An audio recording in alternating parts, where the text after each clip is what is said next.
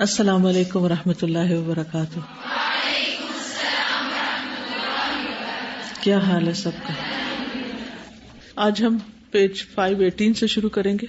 اعوذ باللہ من الشیطان الرجیم. بسم اللہ الرحمن الرحیم. الحمد للہ رب العالمین الرحمن الرحیم مالک یوم الدین ایاک نعبد و ایاک نستعین اہدنا الصراط المستقیم صراط الذین انعمت علیہم غیر المغضوب علیہم ولا الضالین.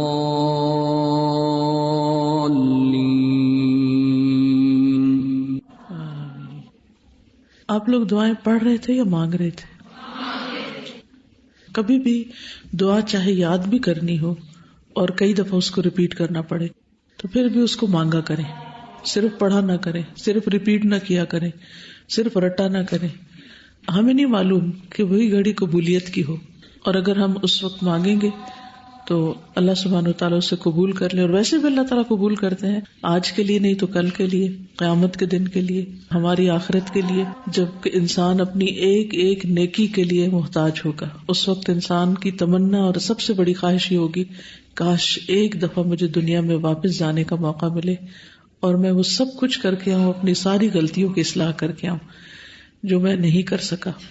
یعنی کسی بھی مرنے والے کے بارے میں سوچئے، تصور کیجئے کہ کوئی بستر مرگ پہ پڑا ہوا ہے تو اس وقت وہ کیا چاہے گا کہ اس کو کس چیز کا موقع ملے کہ وہ جا کے کچھ اور اچھی جاب کر سکے. مرنے والا کیا چاہتا ہے کہ چند دن اور مل جائے تو اچھی جاب کروں. کیا کہے گا؟ کیا چاہتا ہوگا؟ نیک اعمال کروں یا کچھ اور مال جمع کر لوں؟ نہیں، وہ چاہے گا کہ پہلا جو ہے وہ بھی میں خود اپنے ہاتھ سے اپنے لیے صدقہ کر کے آؤں، خرچ کر کے آؤں. اور کیا چاہے گا؟ اپنے آپ کو تصور کیجئے کہ ہم جا رہے ہیں دنیا سے تو ہم اپنے لیے کیا چاہیں گے، کیا کریں. ایک کتاب تھی جس نے مجھے بہت فائدہ دیا پرسنلی، ابوالکلام آزاد کی تھی، انسانیت موت کے دروازے پر.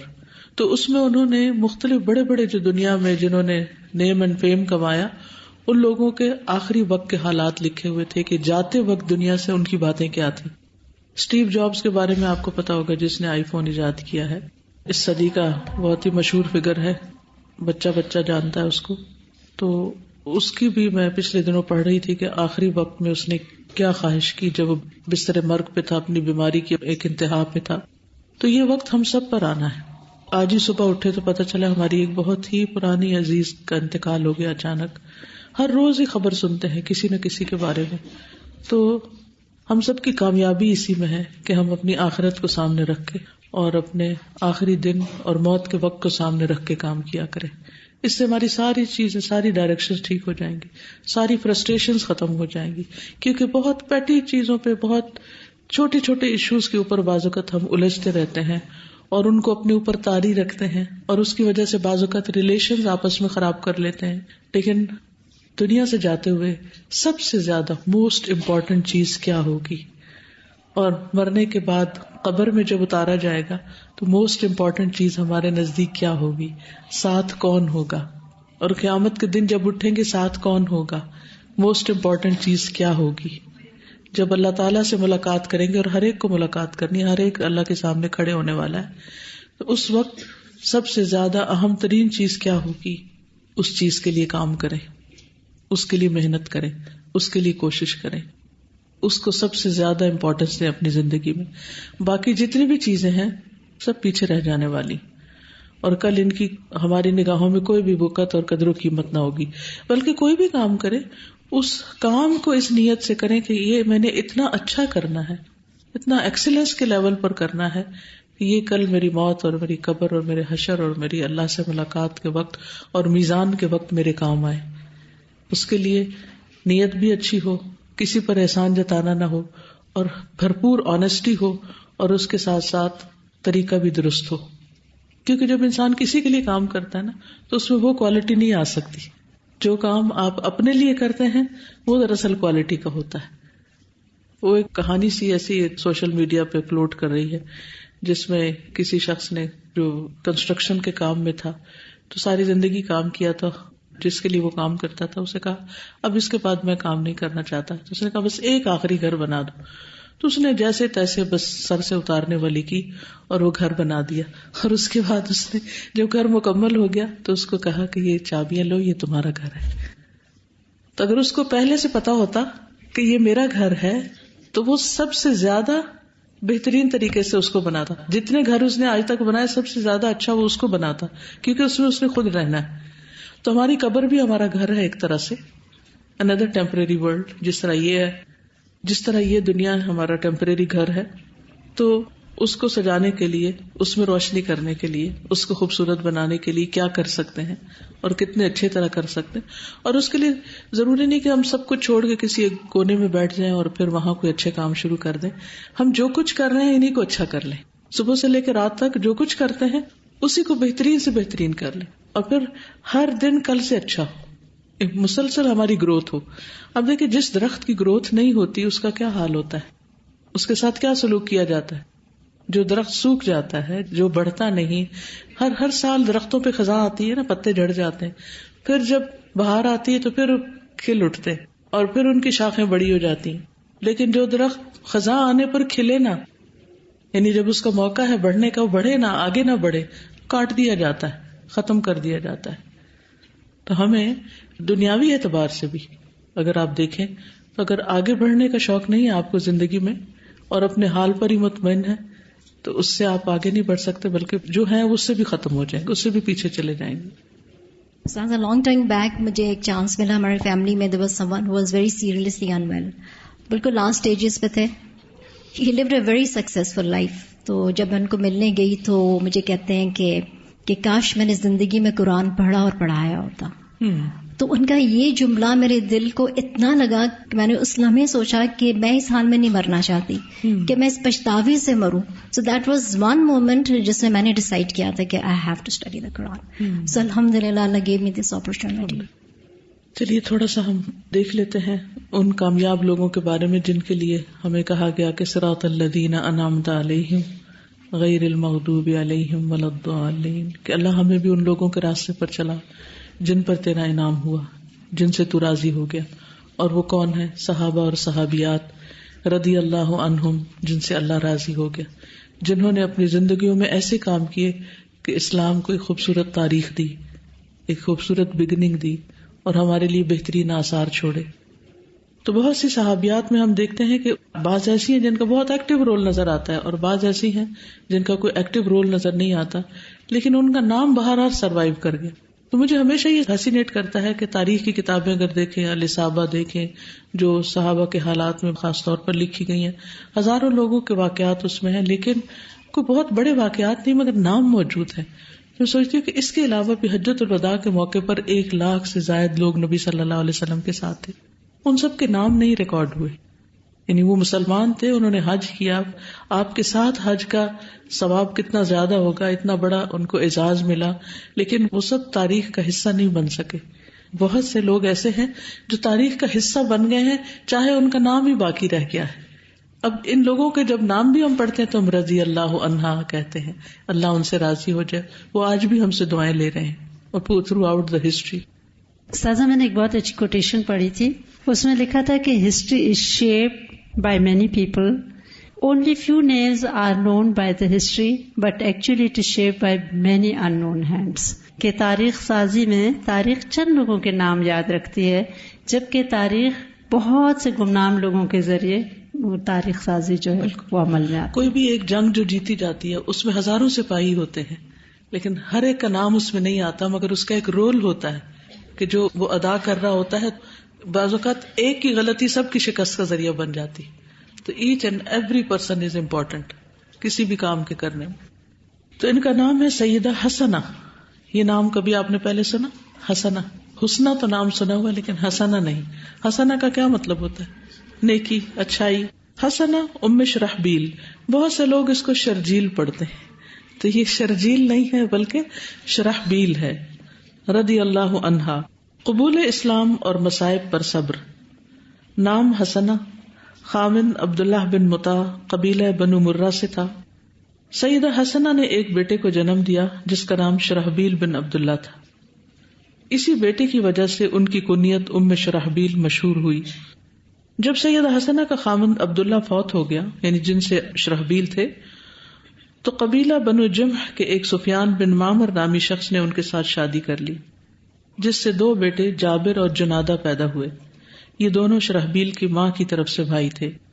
سیدہ حسنہ اور اس کے 3 بیٹوں نے بہت پہلے مکہ معظمہ میں اسلام قبول کرنے کی سعادت حاصل کر لی تھی. جب قریش کی مسلمانوں کے خلاف دشمنی میں بہت تیزی آ گئی تھی تو انہوں نے مسلمانوں سے یہ مطالبہ کر دیا کہ وہ دین محمد صلی اللہ علیہ وسلم کا انکار کر دیں اور بتوں کی عبادت کی طرف دوبارہ لوٹ آئیں. چونکہ مسلمانوں پر اللہ تعالیٰ نے احسان کیا تھا کہ انہیں ایمان کی نعمت سے سرفراز کیا، تو انہوں نے ہجرت کو ترجیح دی، واپس پلٹنے کو نہیں. ایک مزید مشکل راستہ اختیار کیا لیکن واپس نہیں، کیونکہ اللہ سبحانہ و تعالیٰ ہر اس بندے کو جو لا الہ الا اللہ کہتا ہے آزماتا ضرور ہے، اس کے دین کو، ایمان کو ٹیسٹ کرنے کے لیے. اسی لیے اقبال نے کہا تھا نا، چومی گویم مسلمانم بلرزم کمی دانم مشکلات لا الہ رہا، کہ جب میں کہتا ہوں کہ میں مسلمان ہوں تو میں کانپنے لگتا ہوں، مجھے ڈر لگتا ہے اس بات سے، کیونکہ مجھے معلوم ہے کہ لا الہ کی مشکلات کیا ہیں. آج ہم بھی اپنے آپ کو مسلمان کہتے ہیں لیکن ہمیں تو لا الہ کی کوئی مشکلات نظر نہیں آتی. ہاں، اپنی پرسنل لائف میں بہت سی مشکلات ہیں، کیونکہ ہم اپنی ذات کے لیے جیتے ہیں، لہٰذا ہماری مشکلات بھی ذات کی طرف سے آتی. ہم لوگوں کے لیے جیتے ہیں، لہٰذا ہماری مشکلات بھی لوگوں کی طرف سے آتی. جب ہم اللہ کے لیے جینے لگیں گے تو پھر مشکلات اس راستے کی ہوں گی کہ لوگ آپ کے دین پر چلنے، دین کے راستے پر آنے، دین کے لیے کام کرنے پر تنقید کریں گے کہ تم کیا ملانی بن گئی، تم کس راستے پہ چل پڑی ہو، تو تم نے دنیا چھوڑ دی ہے، وغیرہ وغیرہ. ہر ایک کے چیلنجز فرق ہوتے ہیں. کسی کو حجاب پہننے پر مشکل ہو رہی ہے تو کسی کو نماز پڑھنے پر ایون مشکل ہو رہی ہے، اور کسی کو کوئی دین کی تعلیم لینے دینے پر، قرآن پڑھنے پڑھانے پر مشکل ہو رہی ہے. تو آپ کی مشکلات آپ کی زندگی کا عکس ہوتی ہے کہ آپ کس کے لیے جی رہے ہیں، آپ کی زندگی میں گول کیا ہے اور آپ کا رول کیا ہے. اگر واقعی جو بھی آپ کا گول ہے، جو بھی آپ اچیو کرنا چاہیں گے، آپ PhD کرنا چاہتے ہیں، فردر اسٹڈیز کرنا چاہتے ہیں، آپ پڑھ رہے ہیں، جو چیز حاصل کرنا چاہتے ہیں، اسی کے راستے میں آپ کو آزمائشیں آئیں گی. تو ان لوگوں نے جنت کا سودا کیا تھا، ان لوگوں نے آخرت کا سودا کیا تھا، ان لوگوں نے اللہ کے لیے کام کرنے کا تہیہ کیا تھا، لہٰذا ان کی مشکلات بھی اسی راستے سے آئیں. تو یہ ہجرت کرنے کو انہوں نے ترجیح دی کہ ہم اپنا گھر چھوڑ دیں گے، مال چھوڑ دیں گے، اپنے رشتے دار چھوڑ دیں گے، اپنا وطن، اپنے کاروبار، اپنی جابز، اپنا سب کچھ چھوڑ دیں گے، لیکن ہم دین نہیں چھوڑیں گے. آج ہم میں سے کتنے لوگ ہیں جو یہ کہتے ہیں کہ ہم سب کچھ چھوڑ دیں گے، دین نہیں چھوڑیں گے. ہمارے اوپر تھوڑی سی بھی کوئی مشکل آتی ہے تو سب سے پہلے ہم کیا سوچنے لگتے ہیں؟ دین چھوڑنے کا، کہ حجاب کی وجہ سے مشکل آ رہی تو حجاب اتار دو، دین پڑھنے کی وجہ سے لوگ مجھے چھوڑتے جا رہے ہیں تو دین پڑھنا چھوڑ دو. کیونکہ ہمیں یہ فکر ہوتی ہے نا کہ لوگ ہمیں لائک نہیں کرتے، لوگ ہمیں بیڈ لکس دیتے ہیں، لوگوں میں ہم نکو بن رہے ہیں. تو ایسے تمام مواقع پر صحابیات کے رول کو دیکھنا چاہیے کہ انہوں نے کیا کیا، دین چھوڑ دیا یا وہ جگہ چھوڑ دی یا وہ لوگ چھوڑ دیے. اپنے پیاروں کو چھوڑنا، خون کے رشتوں کو چھوڑنا، اپنے دوستوں کو چھوڑنا، اپنے ماحول کو، اپنے وطن کی مٹی کو، خوشبو کو، ہر چیز کو چھوڑنا آسان کام نہیں ہوا کرتا. لیکن جس کے دل میں واقعی ایمان راسخ ہو جائے وہ ہر ایک سے ٹکر لے سکتا ہے، خواہ وہ مرد ہو یا عورت ہو، اور وہ اس پہ ثابت قدمی اختیار کر سکتا ہے. اللہ کی محبت اور اپنے دین کی حفاظت کے لیے اپنا وطن اور مال و دولت سب چھوڑ دیا. سیدہ حسنہ رضی اللہ عنہا نے حبشہ کی طرف ہجرت کرنے سے پہلے اپنے 3 بیٹوں اور خامن سفیان بن معمر کے ساتھ شیب ابی طالب کے محاصرے میں قریش کی ایذا رسانی کو برداشت کیا. قریش نے اس محاصرے میں مسلمانوں کے ساتھ بڑا تلخ رویہ اختیار کیا تھا. شیب ابی طالب کے بارے میں پڑھا کیا ہے؟ یاسمین آپ بتائیں ان کو تھوڑا سا، کون سی جگہ ہے اور وہاں کیا ہوا تھا، کیا مشکلات تھی؟ مکہ میں ہے جی. اور جب آپ صلی اللہ علیہ وسلم کے خلاف بہت زیادہ عداوت بڑھی کفار مکہ کی، تو الٹیمیٹلی انہوں نے مسلمانوں کے ساتھ ٹوٹل بائیک آؤٹ کر دیا، جس میں لین دین، بات چیت، شادی بیاہ، ہر چیز بین کر دی تھی. اور وہ انہوں نے لکھ کے ایک کانٹریکٹ کعبہ کے اوپر لٹکا دیا تھا which meant کہ it is implemented on each and every person in Makkah. اور مسلمان سمٹ کے شیب ابی طالب میں آ گئے تھے اور انہوں نے اس کا اس طرح محاصرہ کیا تھا کہ کچھ کھانے پینے کی چیز بھی اندر نہیں جانے دیتے تھے، اور 3 سال تک مسلمان اس میں محصور رہے تھے. حتیٰ کہ وہ کہتے تھے کہ باہر سے جب قافلے غلہ بیچنے آتے تھے تو یہ لوگ لپک کے سارا غلہ خرید لیتے تھے، صرف یہ کہ مسلمانوں تک کوئی تاجر نہ پہنچ جائے. اور مسلمان بھوکے، بچوں کے رونے کی آوازیں باہر تک آتی تھیں، اور وہ کہتے تھے کہ اتنی بھوک تھی کہ آخر کچھ جو رحم دل لوگ تھے، خدیجہ رضی اللہ تعالیٰ عنہ کے بھتیجے اینڈ اس طرح کے لوگوں نے چھپ چھپا کے تھوڑا بہت اندر بھیجتے تھے. اور ایک صحابی کہتے ہیں کہ مجھے اتنی بھوک لگی جب میں نے بہت کھودی زمین تو چمڑے کے جوتے کا پرانا تلا میرے ہاتھ آیا تو میں نے اس کو دھو کے اور پکایا اور کھا لیا. اتنی شدت کی بھوک تھی. اور پھر اللہ کی طرف سے وہ وحی آئی کہ وہ معاہدے کے الفاظ سارے کیڑے کھا گئے، اور پھر فائنلی 3 ایئرس کے بعد مسلمان نکلے تھے. ایک دن کی بھوک بھی کتنی مشکل ہوتی ہے. جب ہمیں دوپہر ہوتی بھوک لگتی ہے اور گھر جاتے ہیں تھکے ہارے تو اس وقت کیا دل چاہتا ہے اب کسی سے بات نہ کرے، کوئی ہمیں پریشان نہ کرے، پہلے کھانا کھا لیں اور اس کے بعد کسی سے بات کریں. اور حضرت خدیجہ رضی اللہ تعالی عنہا یہیں پر بیمار ہوئی تھی، جو بیماری ان کی جان لیوا ثابت ہوئی. جب وہ شیب ابی طالب سے واپس آئیں تو اس کے بعد ان کا انتقال ہو گیا تھا. اس میں مرد بھی تھے، عورتیں بھی تھیں اور بچے بھی تھے. کس کے لیے یہ تکلیف برداشت کر رہے تھے؟ اپنے دین کے لیے، کہ ہم دین کو نہیں چھوڑ سکتے، ہم دین کو نہیں چھوڑ سکتے. آج ہماری شرائط کیا ہوتی یا ہمارے حالات کیا ہے؟ ہمارے راستے میں کوئی رکاوٹ آتی ہے تو کیا ہم بھی اتنی پختہ ارادے سے کہتے ہیں کہ کچھ بھی آئے راستے میں ہم دین نہیں چھوڑ سکتے؟ خاندان سمیت حبشہ کی طرف ہجرت. پھر انہوں نے حبشہ کی طرف ہجرت کی، اور جو مسلمان بھائی پہلے ہجرت کر کے حبشہ میں رہائش پذیر ہو چکے تھے انہوں نے ان کو بڑے احسن انداز میں خوش آمدید کہا. نئے مہاجرین نے سیدنا جعفر بن ابی طالب اور ان کے ساتھیوں کو وہ دردناک واقعات بتائے جو ان کے ساتھ شیب ابی طالب کے محاصرے میں پیش آئے تھے، کیونکہ قریش نے ان کا کھانا پانی بند کر دیا تھا. اہل مکہ سے چند باضمیر اور ہمدرد لوگ کبھی کبھار چوری چھپے کچھ کھانے پینے کا سامان ان تک پہنچاتے تھے. حبشہ میں رہتے ہوئے مہاجرین نے محسوس کیا اور ان کی زندگی مکہ کی زندگی کی نسبت کہیں زیادہ پرامن اور پرسکون ہے. اپنے وطن سے دور پردیس میں رہنا ان کے لیے زیادہ پرسکون اور محفوظ محسوس ہوا. اپنے وطن کے لوگ ہی اگر ظالم ہوں تو وہاں رہنے کا کیا مزہ. مہاجرین نے سرزمین حبشہ میں رہتے ہوئے اس کے حکمران نجاشی کی طرف سے حسن سلوک کا مشاہدہ کیا. اس نے مہاجرین کے ساتھ ہمدردانہ اور فیاضانہ رویہ اختیار کیا، اور پھر حبشہ کا حکمران نجاشی ایمان بھی لے آیا اور اس نے نبی صلی اللہ علیہ وسلم کی اتباع کی جس کی اہل ایمان اتباع کرتے تھے. مہاجرین کو رہنے کے لیے بہترین جگہ میسر آئی اور حکمران نجاشی ان کے ساتھ حسن سلوک سے پیش آیا. حبشہ کے حکمران نجاشی نے اللہ تعالیٰ کے اس فرمان کو ذہن نشین کر لیا اور اس کی روشنی میں مہاجرین کے ساتھ وہ بھائیوں کی طرح پیش آیا. ارشاد باری تعالیٰ ہے، انما المؤمنون اخوة فاصلحوا بين اخويكم واتقوا الله لعلكم ترحمون. یقیناً مومن آپس میں بھائی بھائی ہیں، اپنے 2 بھائیوں کے درمیان صلح کرا دو اور اللہ سے ڈرو تاکہ تم پر رحم کیا جائے. اپنے مومن بھائیوں کی خدمت کا نجاشی نے حق ادا کیا. اب دیکھیے کہ اس طرف اگر قربانیاں ہیں تو دوسری طرف بھی قربانیاں ہیں. اگر یہ اللہ کی خاطر گھر چھوڑ رہے ہیں تو کچھ لوگ اللہ کی خاطر انہیں پناہ دے رہے ہیں اور انہیں زندگی کی ساری سہولیات مہیا کر رہے ہیں. ان کی عبادت کے لیے پرامن ماحول مہیا کیا، جبکہ ان کے قریبی رشتہ داروں نے انہیں ذلت اور رسوائی کے جام پلائے. پھر مدینہ منورہ کی طرف واپسی ہوئی اور جہاد میں شرکت. جب مہاجرین کو پتہ چلا کہ رسول اللہ صلی اللہ علیہ وسلم مکہ معظمہ سے ہجرت کر کے مدینہ منورہ چلے گئے ہیں تو مہاجرین نے یہ طے کیا کہ رسول اللہ صلی اللہ علیہ وسلم سے ملا جائے. حبشہ کے حکمران نجاشی نے مہاجرین کو الوداع کی اور ان سے کہا کہ رسول اللہ صلی اللہ علیہ وسلم کو میری طرف سے مؤدبانہ سلام عرض کرنا. جب مہاجرین رسول اللہ صلی اللہ علیہ وسلم کے پاس پہنچے تو انہوں نے نجاشی کا سلام آپ تک پہنچایا. آپ نے سلام کا جواب دیا اور اس کے حق میں دعائے خیر کی، اور جب وہ فوت ہوا تو آپ نے اس کا غائبانہ نماز جنازہ بھی پڑھا تھا. سیدہ حسنہ کے بیٹے رسول اللہ صلی اللہ علیہ وسلم کی زندگی میں جنگوں میں شریک ہوتے رہے سیدنا عمر بن خطاب کے دور خلافت میں جابر اور جنادہ نے وفات پائی.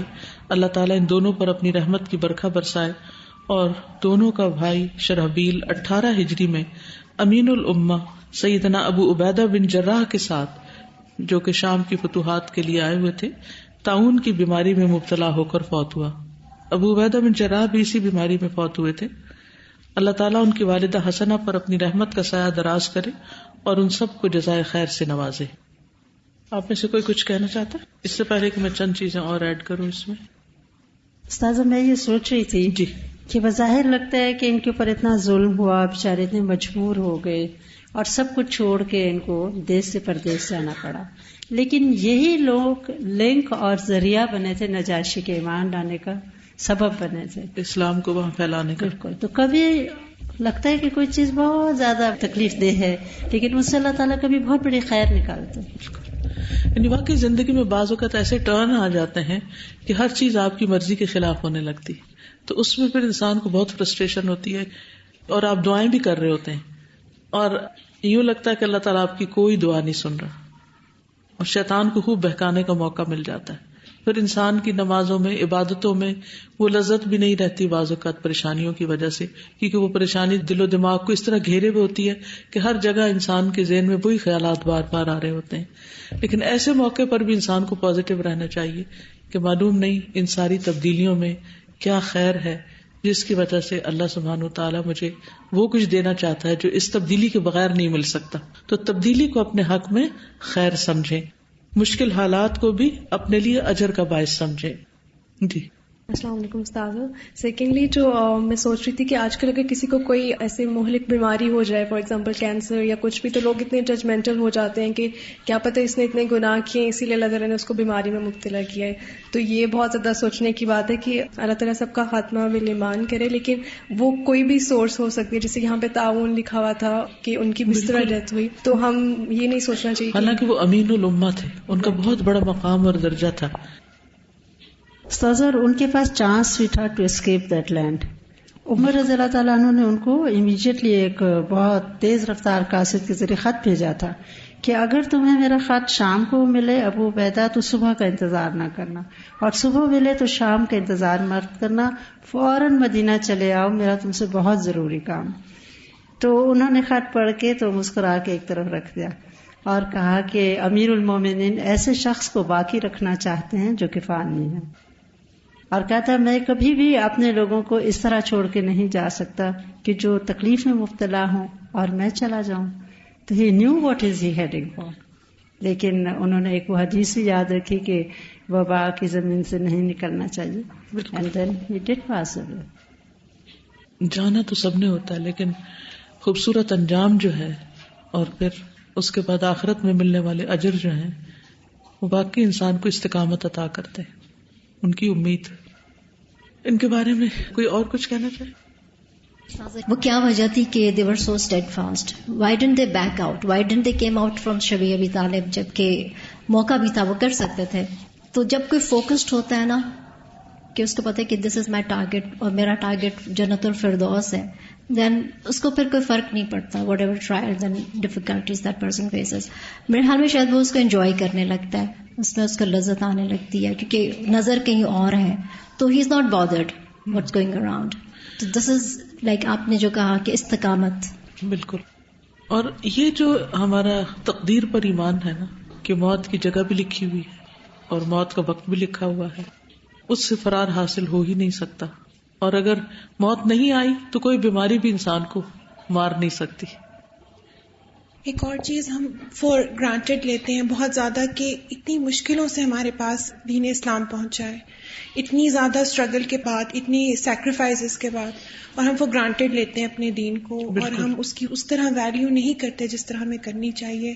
جس طرح ہمیں اپنی جو ٹیچنگز ہیں اس کو پلوٹ ہونے سے، اس کو اندر جو بدعات بھی ایڈ ہو رہی ہیں، یا اس کے علاوہ بھی جو اس کی ویلیو جو ہم اپنی بچوں تک بھی پہنچاتے ہیں، وہ گرانٹیڈ ہوتے ہیں کہ اپنی مرضی کی چیزیں کرتے ہیں جو آسان لگتی ہیں، اور جو مشکل لگتی ہیں اس کو ہم نہیں کرتے، یہ نہیں سوچتے کہ کتنے سیکریفائسز کے بعد یہ پہنچے ہم تک. اور دوسرا یہ ہے کہ یہ دین کسی بندے کی طرف سے تو آیا نہیں، یہ تو اللہ کا دین ہے، اور اللہ نے کوئی بھی جو حکم ہمیں دیا ہے، چاہے وہ آسان ہے یا مشکل ہے، اس کے پیچھے کوئی ریزن ہے. اگر ہمیں سمجھ آ رہی ہے تو ٹھیک ہے، اور اگر نہیں بھی سمجھ آ رہی تو بھی اس کو اس لیے ایکسپٹ کر لینا ہے کیونکہ اللہ کا حکم ہے اور اس میں ضرور میرے لیے خیر اور بھلائی ہوگی. ابن برقی کہتے ہیں کہ حبشہ کے مہاجرین میں سے تھے. یہ عمر رضی اللہ تعالیٰ عنہ کی طرف سے شام کے 4 امیروں میں سے ایک تھے. شرحبیل جو تھے یعنی شام کے عمراء میں سے تھے، عمراء الاجناد جن کو کہا جاتا ہے، 4 امیر. انہوں نے کچھ حدیثیں بھی روایت کی ہیں. ابو عبداللہ اشعری سے روایت ہے کہ رسول اللہ صلی اللہ علیہ وسلم نے ایک شخص کو نماز پڑھتے دیکھا، وہ رکوع پورا نہیں کر رہا تھا. یعنی رکوع جیسے آپ میرے ہاتھ کو دیکھیے کہ یہ اسٹینڈنگ پوزیشن ہے، تو رکوع پورا یوں جھکنا ہے، ایسے بھی نہیں کرنا اور ایسے بھی نہیں کرنا. یعنی یہ کمر سمجھے تو ایسے بھی نہیں کمر ہونی چاہیے رکوع میں، اور ایسے بھی نہیں ہونی چاہیے، اوپر کو برابر کی ہونی چاہیے. اور بعض لوگ کیا کرتے ہیں، بس کھڑے ہوتے ہیں یوں کر کے سیدھے واپس، یعنی رکتے نہیں ہیں، جیسے ٹھونگے مار رہے ہیں. اور اسی طرح سجدے میں بھی. تو رسول اللہ صلی اللہ علیہ وسلم نے فرمایا اگر یہ اسی حال میں مر گیا تو یہ محمد صلی اللہ علیہ وسلم کے طریقے کے علاوہ پر مرا، یعنی ایسی نماز قبول نہیں، یہ سنت کا اتباع نہیں. ابو صالح کہتے ہیں کہ میں نے ابو عبداللہ سے کہا آپ کو یہ حدیث رسول اللہ صلی اللہ علیہ وسلم کے حوالے سے کس نے بیان کی ہے، کہاں سے سنا آپ نے؟ تو انہوں نے کہا عمراء الاجناد، لشکر کے امیروں نے، یعنی عمرو بن العاص، خالد بن ولید، شرحبیل بن حسنہ اور یزید بن ابو سفیان نے. ان سب نے اسے رسول اللہ صلی اللہ علیہ وسلم سے سنا ہے. ان 4 لوگوں نے سنا ہے اور انہوں نے روایت کیا. اچھا، شرحبیل کا آپ دیکھیے کہ اپنی والدہ کی طرف منسوب ہے، ماں کی طرف، باپ کا نام نہیں ہے، ان کے نام کے ساتھ ماں کا نام ہے. شرحبیل وہی ہیں جنہوں نے طبریہ فتح کیا تھا، یعنی فاتح ہیں. پھر اسی طرح نجاشی نے ام المومنین ام حبیبہ رضی اللہ تعالیٰ عنہا کو شرحبیل کے ساتھ حضور صلی اللہ علیہ وسلم کے پاس بھیجا تھا، یعنی یہ اس ڈیلیگیشن یا اس کام پر بھی تھے. ام حبیبہ سے روایت ہے کہ وہ عبید اللہ بن جہش کے نکاح میں تھی. وہ نجاشی کے ہاں گئے اور وہیں فوت ہو گئے، اور رسول اللہ صلی اللہ علیہ وسلم نے ام حبیبہ سے نکاح کر لیا. اس وقت تو حبشہ میں ہی تھی. اس سے ایک دلیل ملتی ہے کہ اگر ایک لینڈ میں ہو دوسرا دوسرے ملک میں ہو تو نکاح ہو سکتا ہے. نجاشی نے ان سے نبی صلی اللہ علیہ وسلم کا نکاح کرا دیا اور انہیں 4000 درہم مہر کے دیے اور انہیں اپنے پاس سے سامان سفر بھی دیا. بہت عزت احترام کے ساتھ روانہ کیا اور شرحبیل بن حسنہ کے ساتھ رسول اللہ صلی اللہ علیہ وسلم کی خدمت میں روانہ کیا. یہ سب تیاریاں نجاشی کے یہاں ہوئی تھی اور رسول اللہ صلی اللہ علیہ وسلم نے اس کے پاس کچھ نہیں بھیجا تھا. اور نبی صلی اللہ علیہ وسلم کی ازواج مطہرات کے مہر 400 درہم رہے ہیں، یعنی یہی اس رینج میں آپ نے مہر دیا ہے. یہ جو 32 روپے والا معاملہ ہے، ہو سکتا ہے کسی وقت انڈین کرنسی جو تھی پاکستان بننے سے پری پارٹیشن وہ 400 درہم کے برابر ہوتی ہوگی، تو لوگوں نے وہ 32 روپے پکڑ لیے اور پھر آج تک اسی روایت پہ عمل کر رہے ہیں، جبکہ 400 درہم کو سامنے رکھنا چاہیے کہ کم از کم مہر اتنا ہو. تعاون کے بارے میں عمرو بن العاص کی اصلاح کرنا. عمرو بن العاص سے روایت ہے کہ جب شام میں تعاون کی وبا پھیلی تو عمرو بن العاص نے لوگوں سے کہا کہ یہ تعاون ایک عذاب ہے، اس لیے تم اس علاقے سے منتشر ہو جاؤ، چلے جاؤ.